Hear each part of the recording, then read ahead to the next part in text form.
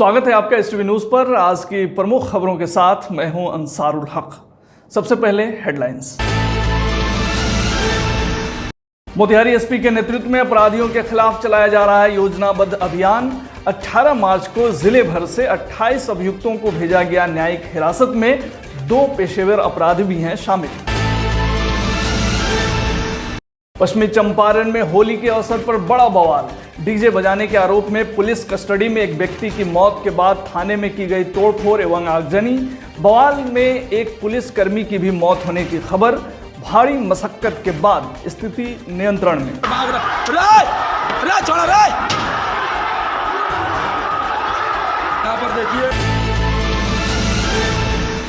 मोतिहारी स्थित आर्य विद्यापीठ के छात्रों का जलवा। सीबीएसई द्वारा निर्गत परिणामों में 10वीं व 12वीं के विद्यार्थियों ने लाया 100% अंक। रंगों का त्योहार होली पूरे हर्षोल्लास के साथ संपन्न। एक दूसरे को अबीर गुलाल लगाकर लोगों ने बांटी खुशियां। पश्चिमी चंपारण के सेमरा मदरसा में मजलिसे सूरा की हुई अहम बैठक। लिए गए कई महत्वपूर्ण फैसले। उन्होंने बहुत परेशान किया, यहाँ तक कि किसी भी अकाउंट से मदरसा एक पैसा निकाल नहीं सकता। मझौलिया में होली का जश्न हुआ फीका। होली के दिन करंट लगने से युवक की हुई मौत। मृतक के घर और मोहल्ले में मातम का माहौल। ढाका विधायक पवन जायसवाल ने आयोजित किया जनता दर्शन कार्यक्रम। क्षेत्र के लोगों की समस्याओं का किया निराकरण। प्रेस को संबोधित करते हुए बोले, फुलवरिया घाट पुल का निर्माण कार्य हुआ शुरू। एमएलसी चुनाव को लेकर बढ़ा राजनीतिक तापमान। पश्चिमी चंपारण में बैठकों का दौर शुरू। राजग उम्मीदवार को जिताने का लिया गया संकल्प। और आज है विश्व गौरैया दिवस। आज के दिन मोतिहारी के केवीसी विजेता से अब पर्यावरणविद बन चुके सुशील कुमार के नेतृत्व में आयोजित हुए कई कार्यक्रम।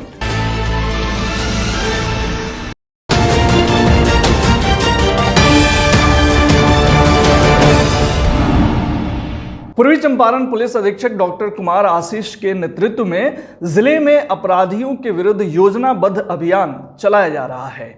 इसके तहत 18 मार्च को विभिन्न थानों से कुल 28 अभियुक्तों को गिरफ्तार कर न्यायिक अभिरक्षा में भेजा गया है। पुलिस के अनुसार इन गिरफ्तार अभियुक्तों में 2 पेशेवर अपराधी हैं। कुल गिरफ्तार अभियुक्तों में 1 हत्या, 2 शस्त्र अधिनियम, 1 एनडीपीएस अधिनियम के कांड के आरोपी हैं। पश्चिमी चंपारण के नरकटियागंज से बड़ी खबर सामने आई है। बताया जा रहा है कि अनुमंडल अंतर्गत बलथर थाना क्षेत्र के आर्य नगर में शनिवार को होली के अवसर पर डीजे बजाने को लेकर डीजे सहित एक युवक को पुलिस ने हिरासत में लिया। वहीं पुलिस हिरासत में उसकी मौत हो गई, जिसकी सूचना मिलते ही ग्रामीण आक्रोशित होकर बलथर थाना पर टूट पड़े और तोड़फोड़ शुरू कर दी। गुस्साई भीड़ ने थाना और कुछ पुलिस गाड़ियों को आग के हवाले कर दिया। मिली जानकारी के अनुसार भीड़ ने पुलिस कर्मियों पर भी हमला बोल दिया। इस दौरान एक पुलिसकर्मी के मौत होने की भी खबर सामने आई है, जिसकी पहचान राम जतन राय के रूप में बताई जा रही है, जो अनुमंडल क्षेत्र के पुरुषोत्तमपुर थाने में कार्यरत थे। इस घटना में कई अन्य पुलिस कर्मियों के घायल होने की भी सूचना है। खबर के मुताबिक 4 घंटे के बाद कई थानों की पुलिस बल के साथ घटनास्थल पर पहुंचे पुलिस अधीक्षक उपेंद्र नाथ वर्मा को भी आक्रोशित भीड़ का सामना करना पड़ा। हालांकि करीब 2 घंटे की मशक्कत के बाद अभी स्थिति सामान्य बताई जा रही है। हालांकि अभी भी बलथर थाना पुलिस छावनी में तब्दील है। एसटीवी न्यूज संवाददाता रवि के अनुसार दरअसल मामला शनिवार का है, जब होली को लेकर पुलिस गश्ती कर रही थी। इसी क्रम में थाना क्षेत्र के आर्य नगर निवासी अनिरुद्ध यादव को डीजे बजाने के आरोप में पुलिस थाने ले गई, जहां पुलिस हिरासत में ही उसकी मौत हो गई। हालांकि परिजनों का आरोप है कि पुलिस ने युवक को बेरहमी से पीटकर मार दिया। इस पूरे मामले पर एसपी उपेंद्र नाथ वर्मा ने बताया कि मधुमक्खी के काटने से हिरासत में लिए गए व्यक्ति की हालत बिगड़ने लगी, जिसे इलाज के लिए भेजा गया, जहां इलाज के दौरान उसकी मौत हो गई। आगे क्या कुछ कहा एसपी बेतिया ने, सुनिए। आज बलथर थाना में डीजे को लेके डीजे जब्त किया गया था। उसको लेके एक व्यक्ति को लाया गया था। और अभी प्राइमा फेसी जो जांच में जो तथ्य सामने आ रहे हैं उसके अकॉर्डिंगली थाना परिसर में एक मधुमक्खी का छत्ता था जहाँ से मधुमक्खी के द्वारा जो मृतक हैं उनको काट लिया गया। हालांकि थाना के द्वारा इमीडिएट बचाव किया भी गया और उसको हॉस्पिटल भी भेजा गया, लेकिन संभवतः रास्ते में उनकी डेथ हो गई। हॉस्पिटल जो लोकल पीएससी है वहाँ से रेफर करने के क्रम में रास्ते में डेथ हो गई। उसको लेके मृतक के जो गांव के जो लोग थे और अन्य जो अज्ञात लोग के द्वारा जो मुख्य सड़क है उनको जाम करते हुए थाना पे हमला कर दिया गया और थाना में काफ़ी बुरे तरीके से तोड़फोड़ की गई है। और बाद में सारी चीज़ों को देखने के बाद पता चला है कि लगभग 6 पुलिसकर्मी घायल हुए हैं और उनमें से एक शहीद भी हो गए हैं। पुलिस के द्वारा एरिया डोमिनेशन करते हुए इस एरिया को सैनिटाइज कर लिया गया है और तकरीबन 10 लोगों को हिरासत में लिया गया है और भी अभियान चल रहा है और आगे का प्रोसीजर किया जा रहा है। एफआईआर दर्ज करके आवश्यक कार्रवाई भी की जा रही है। मोतिहारी स्थित आर्य विद्यापीठ के छात्रों ने एक बार फिर अपनी योग्यता का लोहा मनवाया है। सीबीएसई द्वारा निर्गत परिणाम में 10वीं व 12वीं के विद्यार्थियों ने 100% परिणाम को प्राप्त किया है, जिसमें 10वीं की छात्रा निकिता कुमारी एवं छात्र सत्य प्रकाश कुमार ने 100% अंक व अदिति एवं गोविंद ने 99% अंक प्राप्त किया है, जबकि 12वीं में आर्य विद्यापीठ की छात्रा शिक्षा को 98.8% व छात्र धर्मेंद्र एवं नवीन को 98.20 अंक हासिल हुआ। सीबीएसई द्वारा जारी इस परीक्षा में 10वीं एवं 12वीं के लगभग छात्र छात्राओं ने 90% से 100% तक प्राप्तांक हासिल किया। अपने बच्चों के परफॉर्मेंस से खुश आर्य विद्यापीठ के निदेशक रंजीत कुमार ने इस परीक्षा परिणाम को कोरोना काल में दी जाने वाली सुचारू एवं उत्तम ऑनलाइन एवं ऑफलाइन कक्षा का परिणाम बताया है।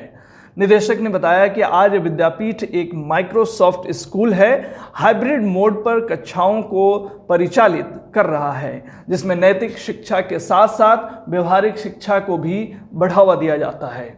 वहीं आर्य विद्यापीठ के चेयरमैन डॉक्टर एसपी सिंह ने 10वीं एवं 12वीं के विद्यार्थियों को बधाई के साथ साथ विद्यालय परिवार को भी बहुत बहुत बधाई दी है। रंगों का त्यौहार होली कल देश भर में पूरे हर्षोल्लास के साथ संपन्न हुआ। वसंत ऋतु में फागुन मास की पूर्णिमा को मनाए जाने वाले होली के पर्व को इस बार बड़े उत्साह के साथ धूमधाम से मनाया गया। इस अवसर पर लोगों ने एक दूसरे को रंग लगाकर और गले मिलकर होली की बधाई दी। बुराई पर अच्छाई की जीत का यह त्यौहार जीवन में हर्ष एवं उल्लास का प्रतीक माना जाता है। पश्चिमी चंपारण के मझौलिया में भी होली शांतिपूर्ण ढंग से संपन्न हुआ। रंगोत्सव पर अबीर गुलाल की बौछार के साथ युवा होली के गीतों पर डीजे की धुन पर झूमते दिखे। ढाका विधायक पवन जायसवाल ने कल अपने पैतृक निवास फुलवरिया में जनता दर्शन कार्यक्रम का आयोजन किया। विधायक पवन जायसवाल ने इस जनता दर्शन कार्यक्रम के दौरान कई लोगों की समस्याओं को गंभीरता से सुना और तत्काल उन सभी समस्याओं का निपटारा भी किया। आपको बता दें कि विधायक पवन जायसवाल विगत कई वर्षों से अपने विधानसभा क्षेत्र के ढाका तथा घोड़ा सहन में चयनित स्थानों पर जनता की समस्याओं को निपटारे के लिए जनता दर्शन कार्यक्रम का आयोजन करते चले आ रहे हैं।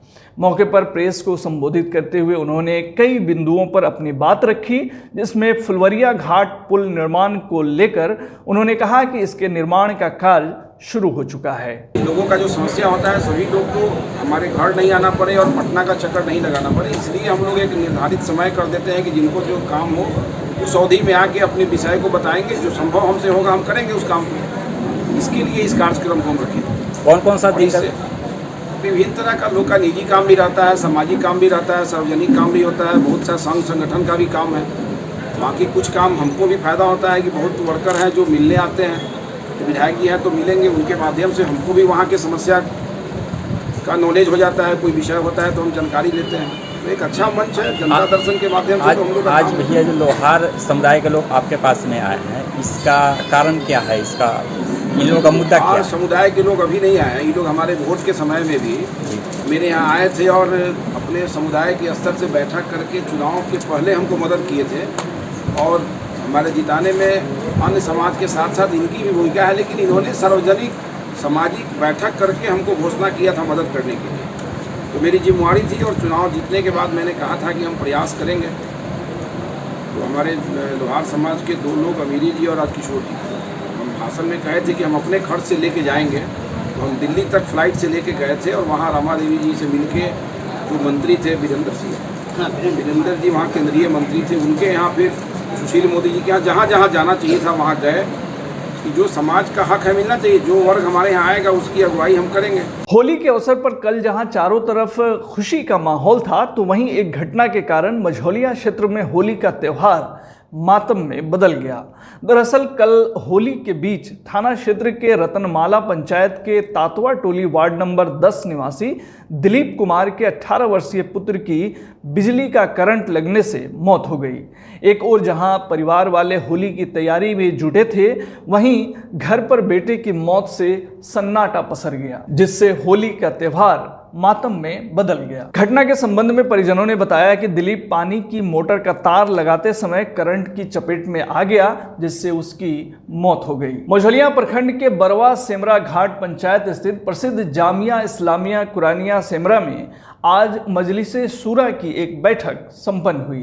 प्रोफेसर सैयद नसीम अहमद की अध्यक्षता में संपन्न हुई इस बैठक में सर्वप्रथम कमेटी द्वारा लिए गए निर्णय की संपुष्टि की गई तथा मदरसे के विकास के लिए नई योजनाएं पारित की गई। साथ ही मदरसे के पठन पाठन व्यवस्था तथा संचालन में हो रही बाधाओं को दूर करने के लिए हर संभव प्रयत्न करने का निर्णय लिया गया।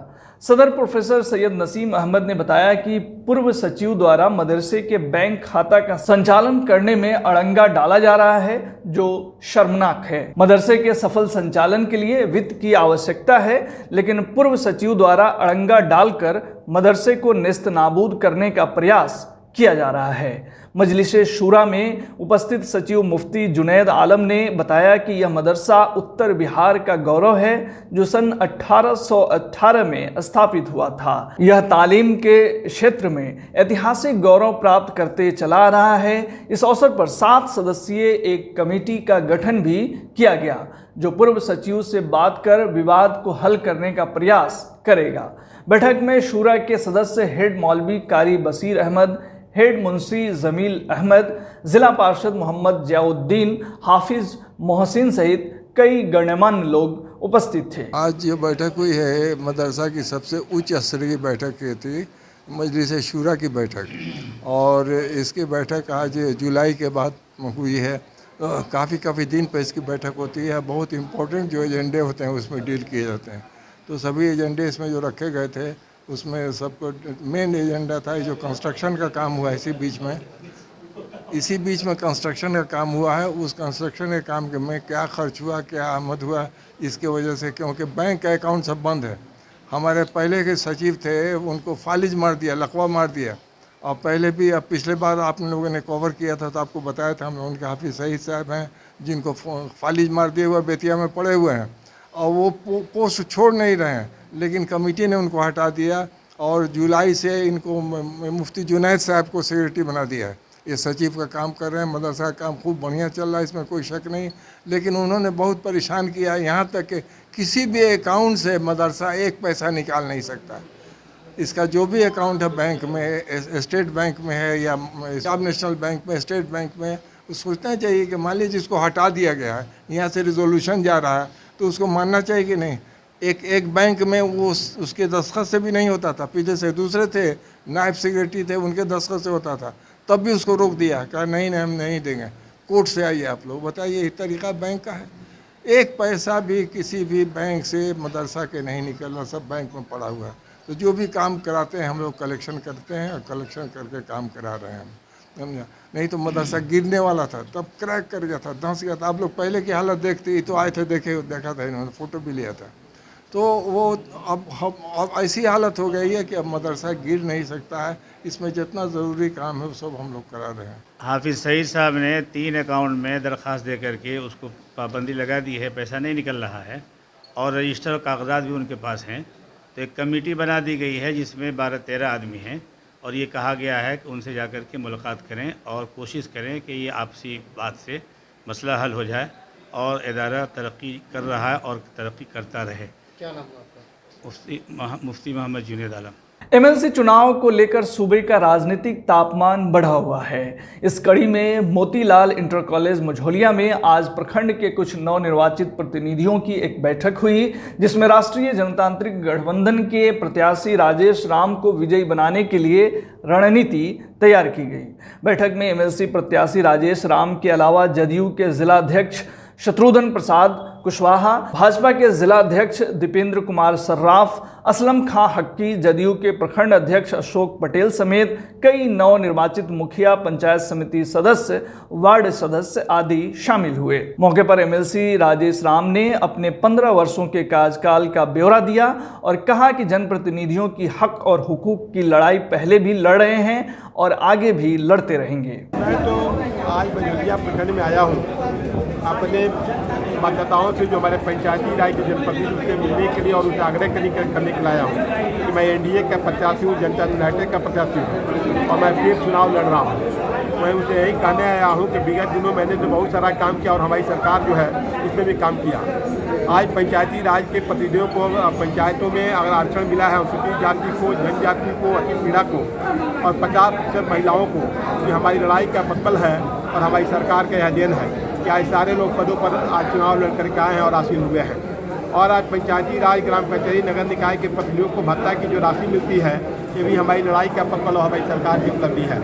उतना ही नहीं, वार्ड सदस्यों को जो काम करने का अधिकार हमने दिलाने का काम किया, आज उन्हें भी चेक पर साइन करने की शक्ति मिली और जो नावों का निर्माण कार्य अपने हाथों से कराने का, वार्ड विकास के माध्यम से कराने का अवसर मिला, ये हमारी लड़ाई का पक्कल है।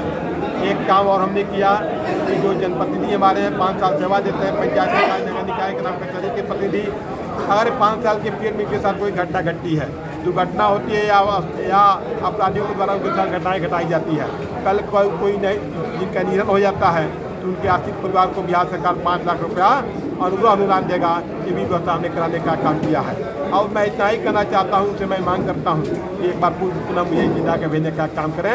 मैं आने वाले दिनों में जीत करके जाऊँगा तो फिर इनके लिए मैं जिस तरह विधायक को, एमपी और एमएलसी को चुनाव हारने के बाद पेंशन मिलता है, ठीक उसी प्रकार स्थानीय स्वशासन के जो हमारे प्रतिनिधि हैं, पंचायती राज, ग्राम कचहरी, नगर निकाय के निर्वाचित प्रतिनिधि हैं, ये भी चुनाव हारते हैं, इनको भी सरकार पेंशन दे, जब तक वो जीवित रहते हैं लड़ाई लड़ने का काम करूँगा।